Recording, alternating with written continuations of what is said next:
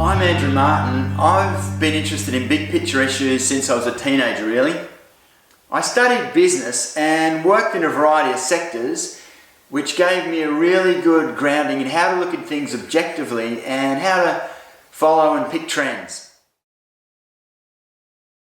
The traditional definition and terminology used around resilience emphasises the ability to rebound and bounce back from adversity or challenging circumstances. I like to take a proactive approach to resilience and position and preempt for change before it gets to a point of catastrophic failure.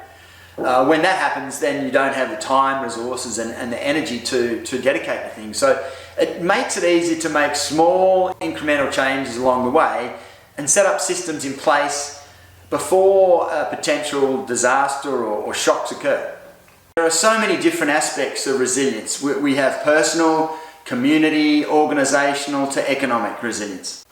With so much uncertainty in today's fast-moving and volatile world, it really makes sense to build some kind of self-reliance at all levels. The recent pandemic has exposed numerous vulnerabilities across many sectors. The long-term fallout and ramifications of lockdowns, business collapse, increased debt burdens, not to mention the emotional, psychological and physical impacts of the virus and the measures to mitigate it will have unpredictable consequences for many years, if not decades to come. We're already seeing global supply chain challenges and disruptions with dislocations across ports, container markets, shipping routes, air cargo, trucking, warehousing and railways.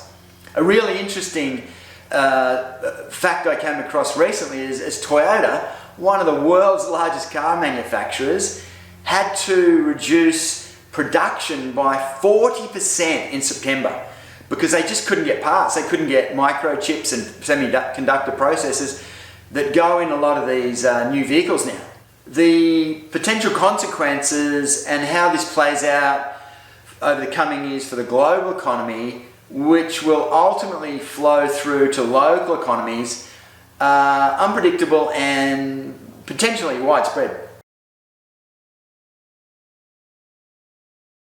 There's a lesson in what we've seen unfold throughout the pandemic over the last few years.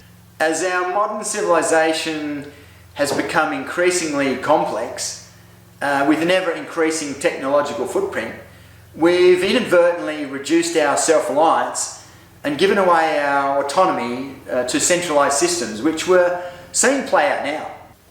From what I've seen during the pandemic, there's been a surge in sales of horticultural supplies, with many nurseries and seed distributors running out of stock. This is heartening in many ways, as it seems during times of crisis and uncertainty, people tend to intuitively return to more resilient options which are locally based.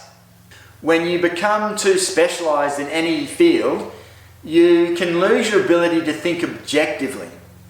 Hence, one can miss many of the signals and trends that are manifesting across markets and society. When you take a bird's eye view of the world, it becomes clear. There are many issues that appear in isolation that are random, but in fact they're connected and interrelated. The three key points I'd like to touch on. The first one is growing your own food. There's numerous personal, environmental and financial benefits of growing your own food. With the cost of almost everything, all products going up at the moment, growing food is a hedge against inflation first and foremost, and then you get nice, healthy, local, organic produce. The most obvious way to reduce one's energy footprint is to cut or reduce one's energy demand. There's numerous factors, thousands of things we can do to cut energy at the local and home level. Just Google it. There's hundreds of thousands of things. The recent lockdowns have shown what can be achieved when it comes to curbing travel, commuting and other discretionary activities which are highly energy intensive. The abundance of cheap energy over the last several decades has largely been responsible for the fragmentation of many communities. People become isolated, they do their own thing, they go on their own international travel, their own interstate travel. I remember when I was growing up as a kid, You know, we were always having neighbours drop over a kilo or two of beans or corn or whatever it was, like, you know, and we've kind of lost that over the last few decades, if not more. We need to bring back that community mindedness. Over recent years, we've been seeing a trend or re-emergence of community organisations. We've got community gardens popping up everywhere. We've got regenerative farming practices coming to the forefront now, and you know, at local and regional level. So that's all good. There's a lot happening.